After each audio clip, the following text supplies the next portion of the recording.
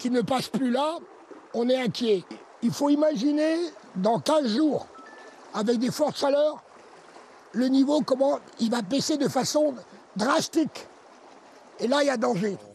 Aujourd'hui, ces deux responsables de l'association de pêche du pays de Morlaix tirent la sonnette d'alarme. Pourtant, l'année avait bien commencé pour ce petit fleuve côtier. Le niveau de début d'année était bon, voire excellent. Et d'après les relevés que vous avez de la station, là, on s'est rendu compte que depuis janvier, on a une chute brutale avec une tangente négative de la droite de relevé et après qui s'accentue du 1er mars au 1er avril. On ne comprend pas. Car historiquement, la Pinzée résiste bien aux épisodes de sécheresse, comme en 1976 ou 2022. Mais aujourd'hui, elle est au plus bas depuis les premiers relevés en 1970. Là aussi, le chemin, il a eu la source. Il n'y a plus rien, c'est à sec. 200 mètres en aval, la situation est encore plus flagrante. Peu de chance d'apercevoir ici une truite ou un saumon. Regardez où est l'eau. On aurait dû être là à peu près.